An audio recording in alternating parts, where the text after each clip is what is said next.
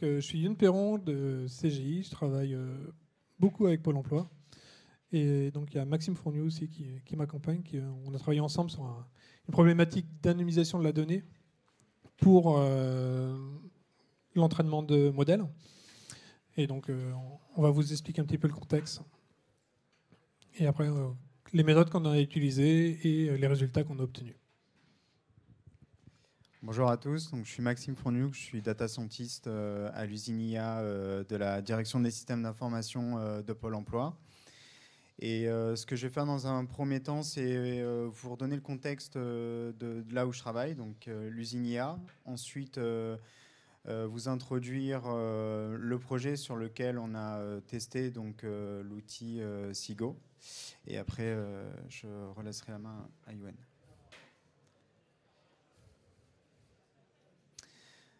Donc, l'usine IA, elle s'inscrit dans le cadre du programme Intelligence Emploi. Donc, il y avait 3 axes stratégiques. Renforcer l'accompagnement des demandeurs d'emploi et des entreprises en développant des nouveaux services. Transformer la relation de service par la mise en œuvre de nouvelles modalités et améliorer l'efficience de l'organisation. Donc, ce sont les 3 axes stratégiques dans le cadre de ce programme. L'usine IA répond en fait à 4 points essentiels. Une démarche d'éthique et de confiance. Donc on a une prise en compte dès l'idéation jusqu'au déploiement des cas d'usage, avec l'usager au centre de nos préoccupations. Également un focus constant sur la valeur apportée par l'IA. Donc à chaque étape en fait, de vie du projet, la valeur elle est contractualisée et mesurée. Et un fonctionnement également agile qui est transverse donc à Pôle emploi et un accompagnement donc de bout en bout sur l'ensemble du cycle de vie du projet. Donc de l'étude de faisabilité jusqu'à la mise en production et ensuite le suivi via la boucle retour. Donc voilà, pour rappel du cycle que l'on a, donc le cycle de l'IA au sein de l'usine IA. Donc on a la validation d'un besoin, donc un cas d'usage qui va être validé en CNIA. Ensuite, on va donc sur notre plateforme, notre IA Lab, on va réaliser donc une exploration des données. Donc les données vont être, c'est sur cette IA Lab que les modèles vont être testés. Nos données vont être également labellisées via un outil interne de labellisation qui s'appelle Replay. Donc on aura également un pré-traitement de ces données qui sera réalisé au sein de l'IA Lab. Le modèle va ensuite être entraîné également au sein de cet écosystème et ensuite on a une démonstration de la valeur via la mise en place d'IHM pour le métier et les utilisateurs. Une fois le cas d'usage et la valeur démontrée, on aura donc le lancement du processus d'industrialisation, notamment donc la définition de l'architecture au sein du SI de Pôle emploi. Ensuite, la mise en place de la fabrication et de l'intégration avec les tests et les benches, qui seront les benches de performance qui seront réalisés. Et ensuite, une mise en place de la production qui va ensuite être suivie par une supervision donc, du système d'intelligence artificielle, donc notamment le suivi des retours des utilisateurs. Et en fonction de ce retour-là, on va pouvoir procéder à une amélioration continue des modèles d'IA, donc en recueillant le retour via la boucle retour. Donc maintenant, on va rentrer un petit peu plus dans le concret. Donc je vais vous présenter donc, le projet sur lequel on a testé en fait, l'outil Sigo, qui va être ensuite introduit par Youn. Donc l'objectif du Proof of Value, c'était d'explorer donc, un outil d'anonymisation des données et d'estimer en fait son impact sur l'entraînement d'un modèle d'intelligence artificielle. En l'occurrence ici, donc c'est un modèle de machine learning, un random forest qui a donc été utilisé.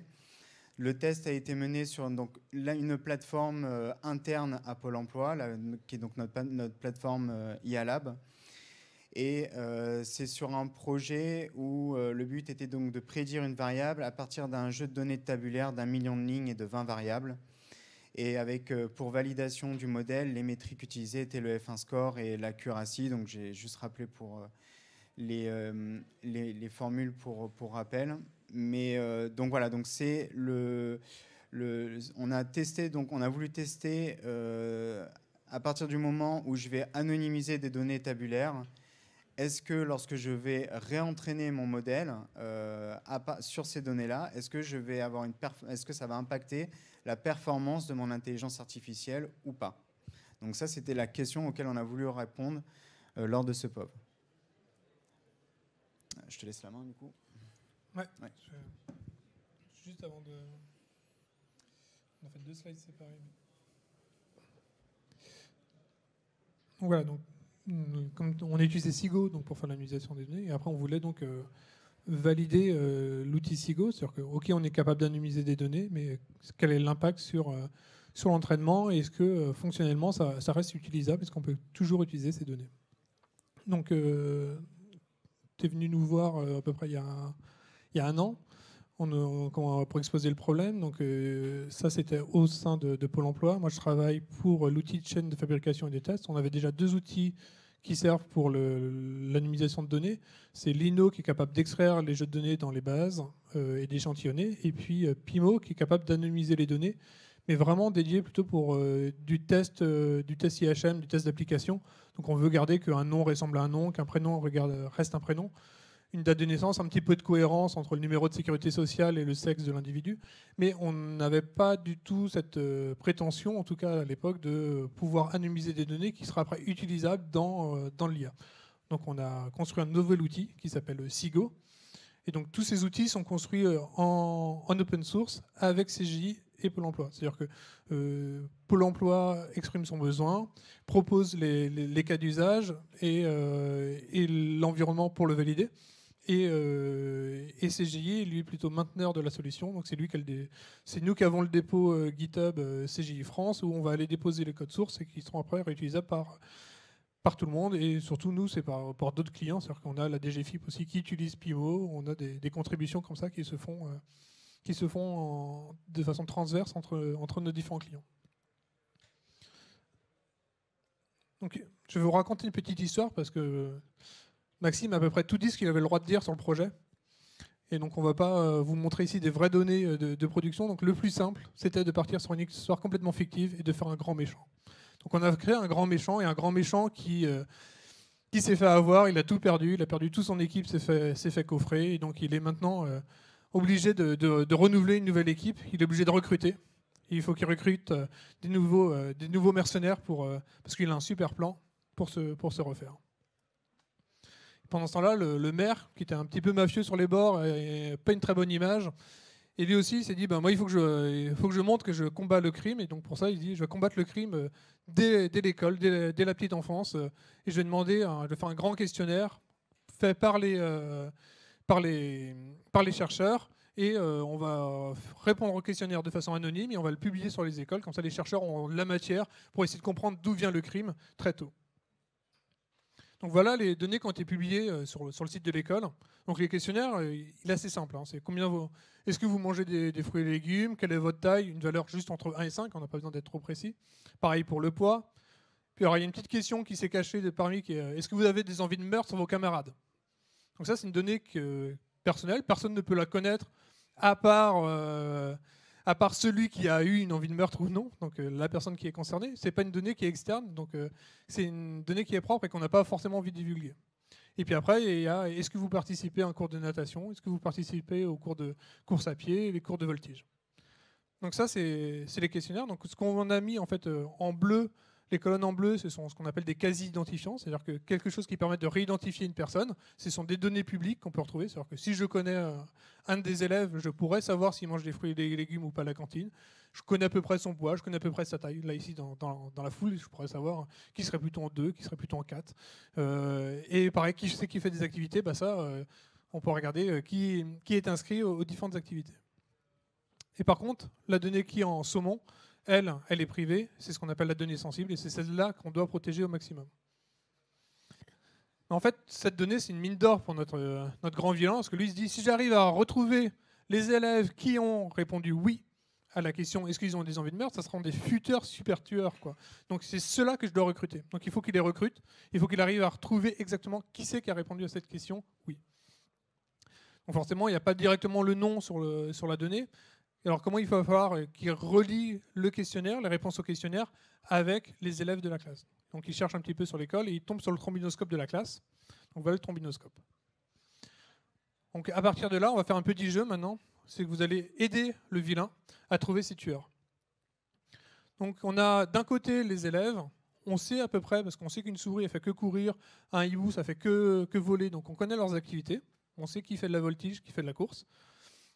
Donc ça, en fait, c'est des données qu'on a à côté. Hein. C'est des données qui sont soit de l'open data ou des données qu'on connaît parce que c'est des choses qu'on va retrouver à droite, à gauche, en glanant un petit peu. Et puis on a de l'autre côté le questionnaire avec les réponses du questionnaire. Donc là, c'est un petit peu un jeu. Je ne sais pas si vous connaissez Agatha Christie.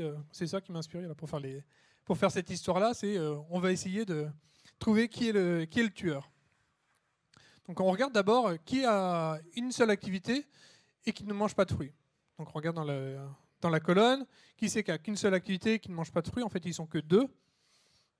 Donc ici, en fait, on arrive à réidentifier quelqu'un. Et là, on pourrait juste se dire, il y a juste une différence de poids. Donc qu'est-ce qui est le plus lourd entre la chouette et le saumon? Parce que la chouette et le saumon ne mangent pas de fruits et légumes et ils n'ont qu'une seule activité. Et le saumon est plus lourd que la chouette. Donc on va pouvoir dire que cette ligne-là, la ligne numéro 5, c'est le saumon. Et donc on regarde sa donnée sensible, on a récupéré sa donnée sensible. Donc le saumon n'a pas eu une envie de meurtre, il est éliminé, c'est pas un des meurtriers, c'est pas un futur meurtrier en tout cas pour notre vilain. Après on regarde du coup l'autre, c'est la chouette, qui était plus légère. Et donc là, on a bien un oui, donc c'est bon. La chouette, il faut aller la recruter, il faut que le vilain aille contacter la chouette pour essayer de la mettre dans ses rangs le plus tôt possible. Ensuite, on a qu'est-ce qui est moins lourd qu'une chouette. Là, ici, dans l'ensemble, qu'est-ce qu'on a qui est moins lourd qu'une chouette? C'est une souris. Donc, on va aller prendre la souris, on regarde, et la souris, non, elle n'a pas d'envie de meurtre, donc on va pouvoir trouver les données comme ça. Et ainsi de suite, en fait, on va pouvoir se dire, qu'est-ce qui est plus lourd qu'un saumon et qui est plus léger que tous les autres? C'est le canard. Donc, on a réussi à retrouver la ligne du canard. Et on va pouvoir continuer encore. Le prochain qui est plus lourd que le canard, c'est le singe. Et donc, on a le singe qui n'est pas anonymisé, qu'on a réussi à retrouver en tout cas sa réponse au questionnaire.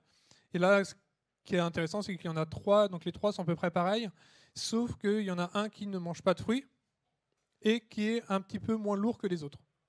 Donc ça, celui qui ne mange pas de fruits, qui est un peu moins lourd que les autres, ça serait plutôt le loup. Donc le loup, on va pouvoir savoir que lui aussi, il avait une envie de meurtre. Il reste les 2 autres. Donc là, il ne reste que 2 lignes. En fait, les 2 lignes, elles sont exactement pareilles. C'est-à-dire qu'on a exactement les mêmes quasi-identifiants sur ces 2 lignes-là. Donc on sera incapable de dire qui est l'ours, qui est l'éléphant sur ces lignes-là. Donc là, ils sont protégés.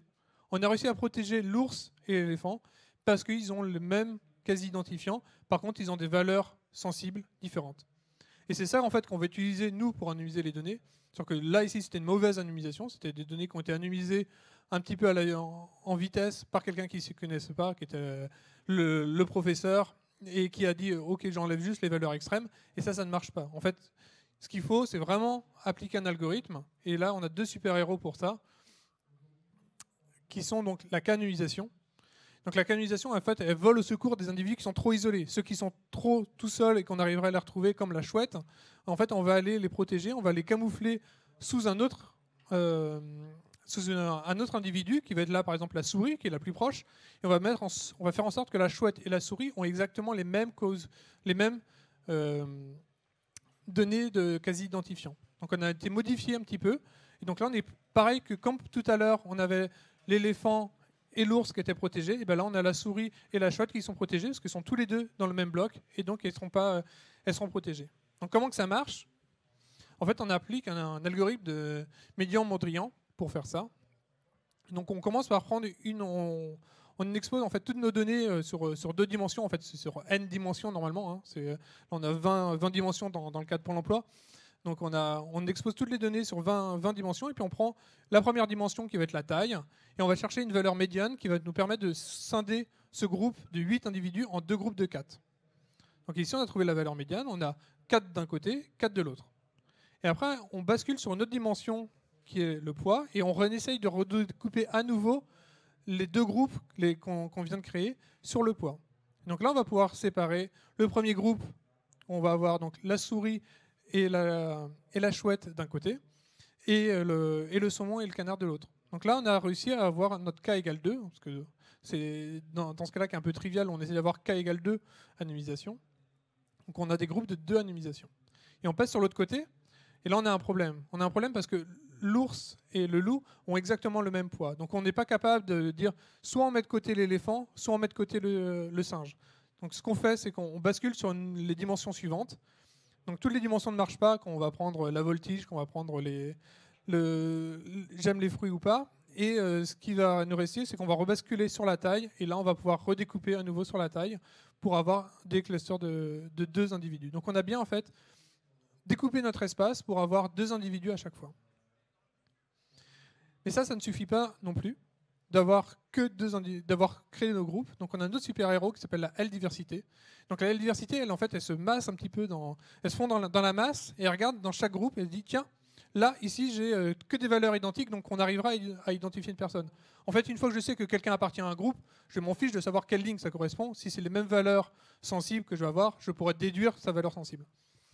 Donc pour ça, en fait, elle va aller chercher, par exemple, un groupe où on a le saumon et le canard qui sont ensemble. Tous les deux, ils ont des valeurs sensibles qui disent qu'ils n'ont pas eu d'envie de meurtre. Donc ils vont passer un petit peu pour des losers dans la cour parce qu'ils n'ont pas eu des envies de meurtre, on va le savoir. Donc là, on va les protéger.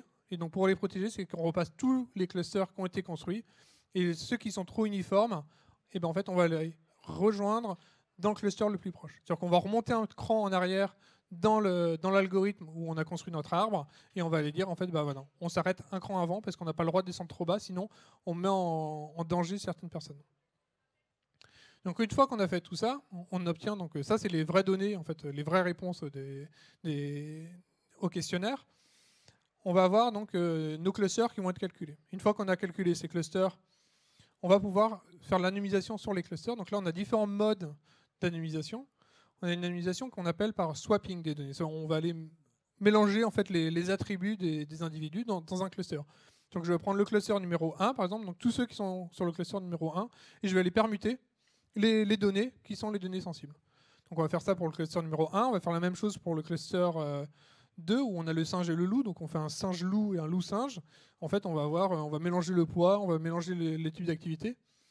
Et en fait, on fait aussi ça pour l'éléphant et l'ours. Alors là, on s'aperçoit qu'il n'a rien anonymisé du tout.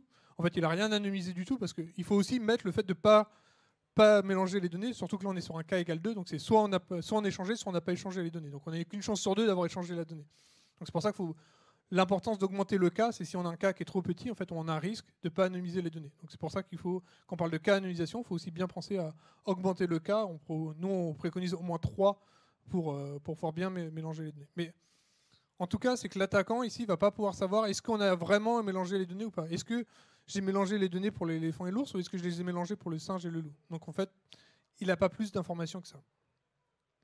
Donc là, le gros avantage, c'est qu'on va garder la même typologie de données, sur qu'on va avoir la taille, le poids qui vont être respectés. C'est des valeurs qui existent vraiment dans les réponses du questionnaire original. Et puis on a une autre méthode qui est la moyenne.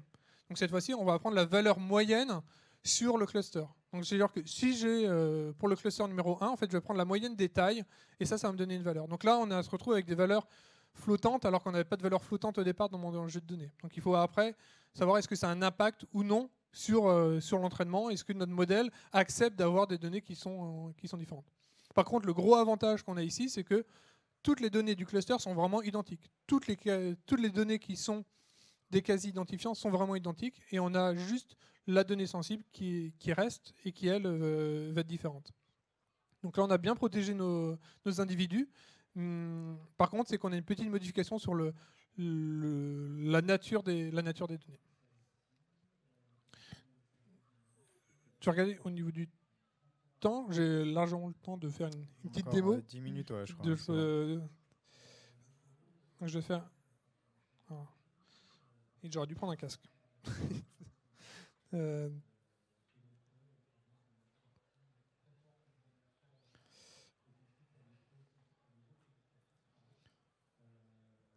Ça va être peut-être un peu fastidieux avec une main, mais...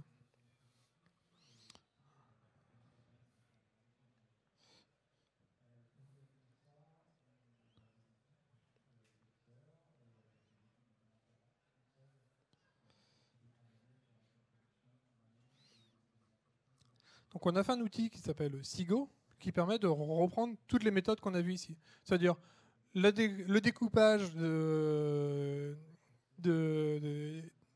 en clusters et en même temps d'être capable de faire l'anonymisation après de ces clusters-là.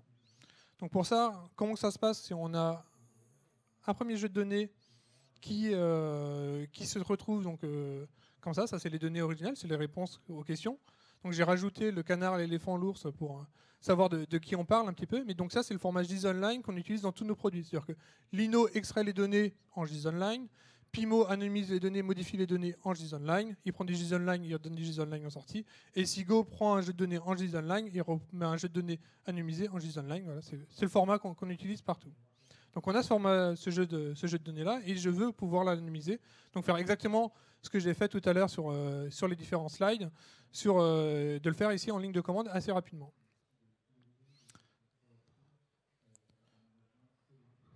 Alors, je code à une main.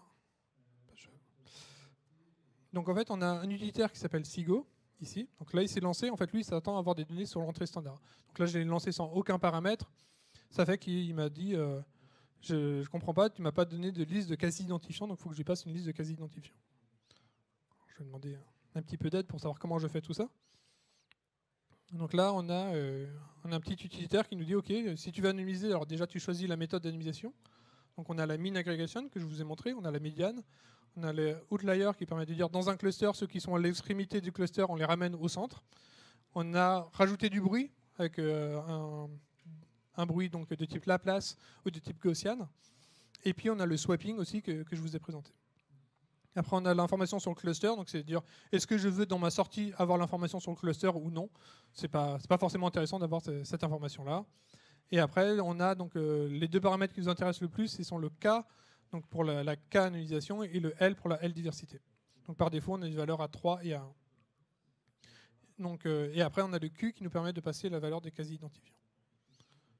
Donc heureusement j'ai des anti-sèches, sinon ça aurait été compliqué. Donc là je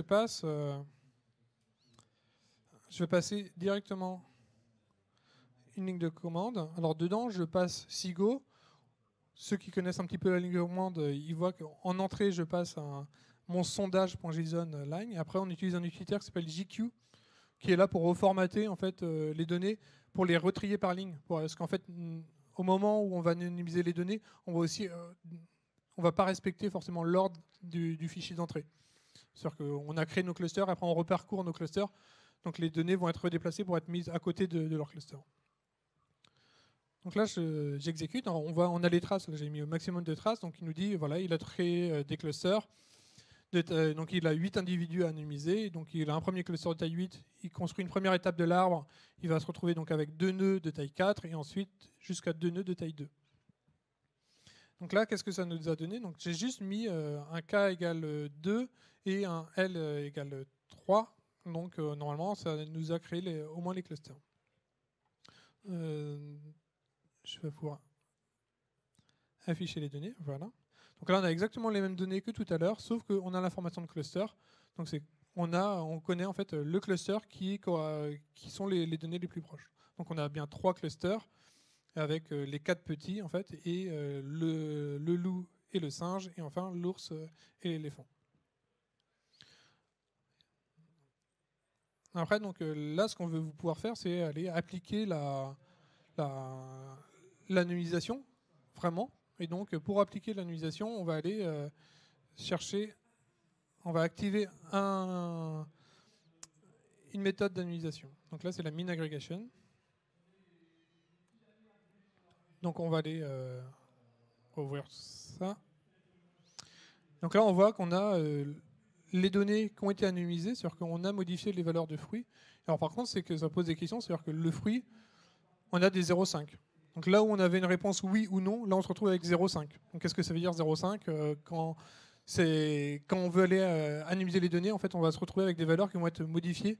On va avoir en fait plus une probabilité d'aimer les fruits plutôt qu'avoir une réponse qui va être franche, qui va être oui ou non, une réponse fermée. Donc ça c'est le premier point qu'on a obtenu. Et ensuite on va faire donc le swapping et qui va être exactement la même chose. Hein, on va pouvoir aller appliquer le swapping. Donc en fait, on voit qu'on a un outil qui a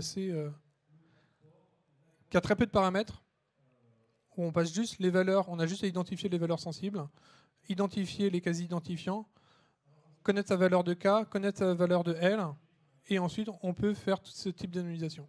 Et après, en fonction du type d'anonymisation, ça va dépendre de l'usage qu'on va avoir de ces données. Est-ce qu'on veut faire un entraînement pour un réseau de neurones, pour une random forest ou pour la régression linéaire? En fait, ça va vraiment dépendre des choses. Une chose est sûre, en tout cas ici, c'est que les données qu'on a utilisées, en fait, on a beaucoup trop peu de données. Ce qu'on a fait, c'est qu'on a flouté l'image un petit peu pour essayer de camoufler les individus à l'intérieur. Mais ça marche bien quand on a 1 million de lignes comme on a fait à Pôle emploi. Ici, là, sur 8 lignes, en fait, on arrive tout de suite à... Soit on ne voit plus rien parce qu'on a trop anonymisé, c'est-à-dire qu'on a une valeur de K, si on met ici un K égale 3, en fait, on va se retrouver avec 2 clusters, 2 points, on aura les petits d'un côté, les gros, et on pourra juste avoir comme information que chez les gros, il y a 2 fois plus de tueurs que chez les petits, quoi. Donc on n'a pas beaucoup d'informations, et pour faire de la prédiction, ça va être compliqué. Donc l'important ici, c'est d'avoir vraiment une grosse volumétrie de données en entrée pour pouvoir garder un sens, garder de l'information, et en fait enlever juste les détails qui ne nous intéressent pas et qui ne vont pas intéresser non plus l'entraînement du modèle. Donc voilà, donc pour aller plus loin, je vous invite à aller faire un tour sur le site GitHub de CGI, où on va voir on va voir Sigo avec les différents exemples d'utilisation. Et on a aussi donc une doc pour expliquer un peu plus les outils Lino, Pimo et compagnie. Donc voilà. Et donc tout ce que je vous ai présenté ici sur la méthode d'optimisation, ça vient d'une thèse qui a été soutenue il y a 2 ans. Et donc on a repris l'état de l'art de cette thèse pour essayer de construire notre outil Sigo. Et donc je vais te repasser la main. Oui. Pour voir un petit peu donc les résultats qu'on a obtenus.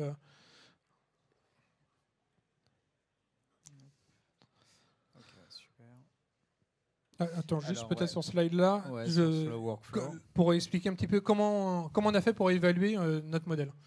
Donc là, il fallait qu'on arrive à évaluer notre modèle. Donc on connaissait déjà le F1 score du modèle avec un entraînement sans anonymisation. Ensuite, donc, on a pris les données en entrant, les données qui servent à l'entraînement du modèle. On l'a séparé, enfin, on a fait un 80-20 assez classique. On a pris dans les 80, on a fait de l'encodage PIMO parce qu'il y avait des données qui étaient donc qui n'étaient pas des données de type flottant, et Sigo prend que des données flottantes. Donc on a dû faire de l'encodage pour encoder des données qui étaient plutôt de type catégoriel dans des données flottantes.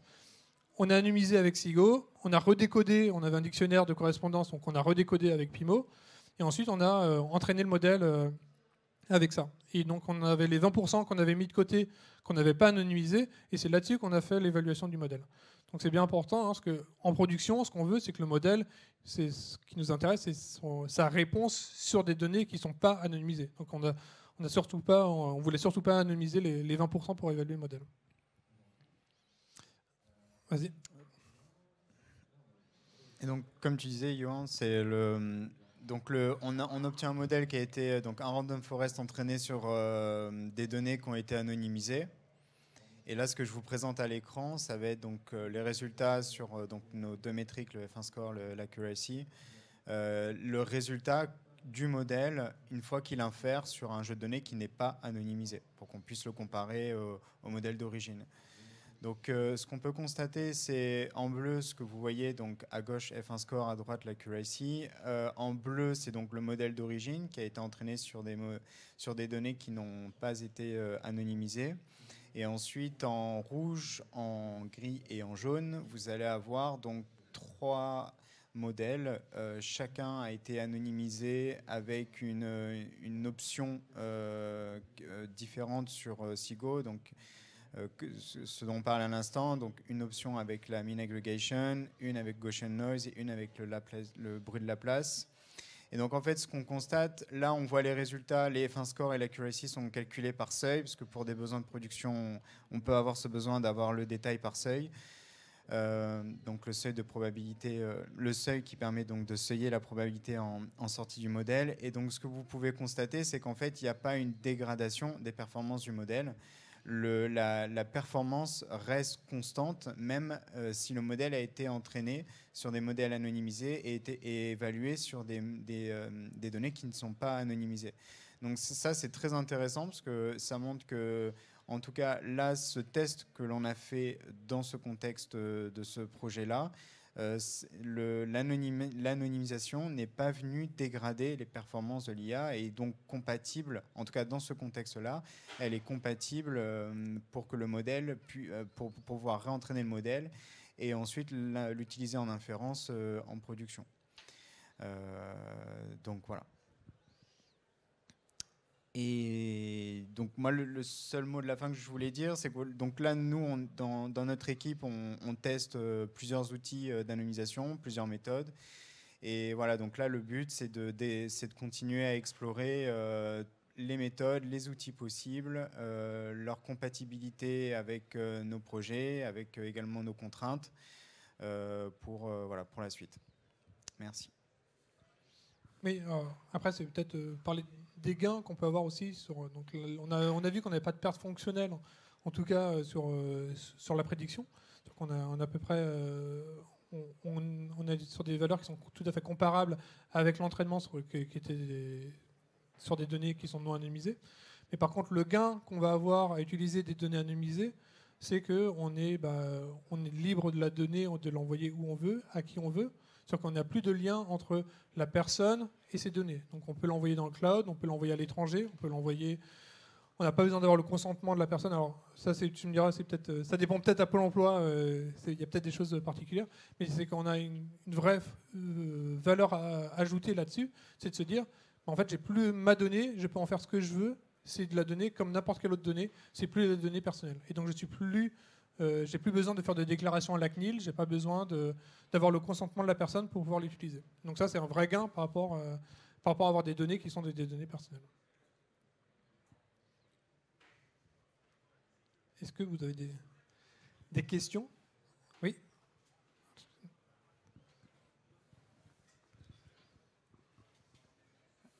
Bonjour, en fait c'était juste pour savoir la perte de temps, pas la perte de temps, mais là on a vu pour 8 lignes, ça va vite, mais pour anonymiser à 1 million de lignes, quel est le taux de travail? Est-ce que c'est très important ou pas par rapport à si le modèle n'est pas anonymisé?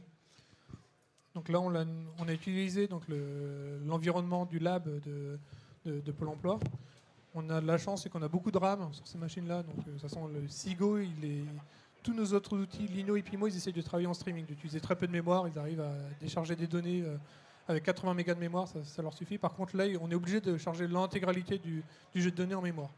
Après, de toute façon, pour faire du random forest, il faut de toute façon charger l'intégralité des données en mémoire. Donc ça, normalement, on a déjà l'environnement pour le faire. Et la construction de l'arbre, qui est le plus lent, prend à peu près 1 heure pour 1 million de données. Et après, l'anonymisation des données, donc la construction de l'anonymisation de chaque cluster, donc c'est juste un parcours de l'arbre avec l'anonymisation. Ça dépend du type d'anonymisation, mais on est de l'ordre du quart d'heure. Donc en gros, en 1 heure, un quart, à peu près, on avait anonymisé les 1 million de données.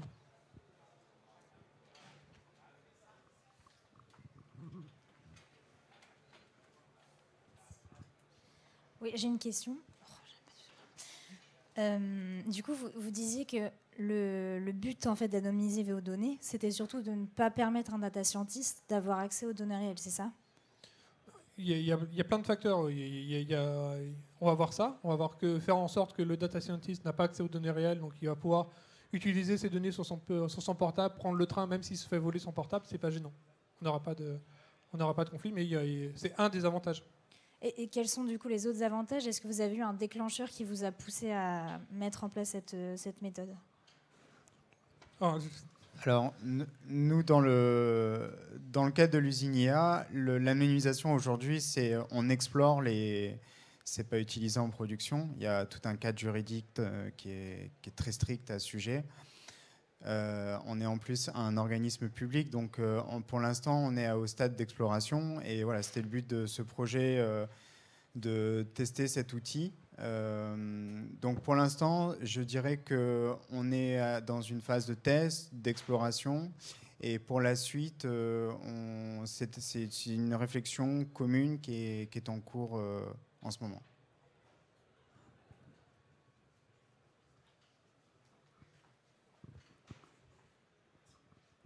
Une question sur l'outil.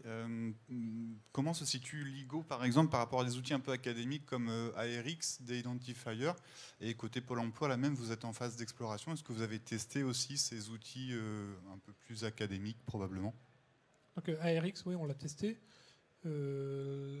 Beaucoup de paramétrage en fait en ARX. C'est-à-dire que je vais déjà charger mes données. Il va falloir que je labellise toutes mes données en disant qu'est-ce que c'est comme la nature de mes données, des choses comme ça. Bon, on a un petit peu la même chose avec SIGO parce qu'on a la partie PIMO qui est en amont qui permet de faire l'encodage des données pour dire comment j'encode mes données. Donc on a à peu près l'équivalent. Après, beaucoup plus simple d'utilisation dans le sens où c'est juste une ligne de commande et ça s'industrialise beaucoup plus facilement. Merci.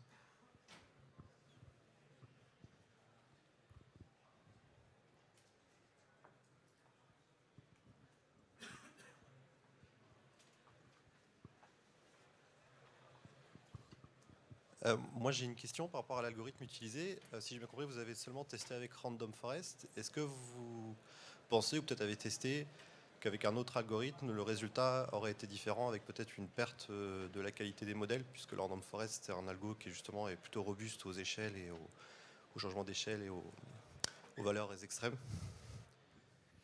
Donc pour l'instant, on a testé que sur ce projet-là. Voilà, c'était moi qui étais sur ce sujet, donc j'ai eu le temps de faire que ce projet-là pour l'instant. Mais c'est une très bonne question. Ça fera partie, je pense, de la roadmap pour la suite. Pour s'assurer de la robustesse des méthodes, il faudra en effet l'éprouver sur d'autres algorithmes, l'éprouver sur de l'apprentissage profond également. Et puis l'éprouver également sur un autre jeu de données tabulaires. Juste pour rajouter une information là-dessus, c'est en fait on est peut-être tombé dans un cas d'usage où l'information qu'on a supprimée, le modèle n'en avait pas besoin pour prédire sa donnée, donc on a supprimé la bonne donnée. Donc on a eu un coup de chance finalement, on a réussi à enlever la donnée. Il faut voir, hein, c'est comme si je floute une image. Je floute une image et est-ce que derrière, je prends une photo ici, je la floute, est-ce que je suis capable de compter le nombre de têtes? Oui, c'est bon, ça va marcher. Par contre, est-ce que je suis capable d'identifier il y a combien de personnes qui ont les yeux fermés et les yeux ouverts? Si j'ai trop flouté l'image, je ne serais pas capable de le faire. Donc je ne pourrais pas savoir qui s'est endormi pendant la conférence. Mais c'est ça qui est important, c'est vraiment en fait, si on n'avait pas la donnée, une fois qu'on a anonymisé les données, qu'on l'entraîne, si on fait de l'entraînement que sur les données anonymisées, est-ce qu'il y a quelque chose qui me dit que peut-être que j'aurais eu un meilleur résultat si j'avais pas anonymisé mes données? Je ne sais pas. Et c'est là, c'est pour répondre à la question de savoir data scientist qui a ce jeu de données-là, au moment où en fait il va en faire un petit peu de la veille pour savoir avec ces données qu'est-ce que je peux en tirer, peut-être qu'il va être trompé à cause de l'anonymisation.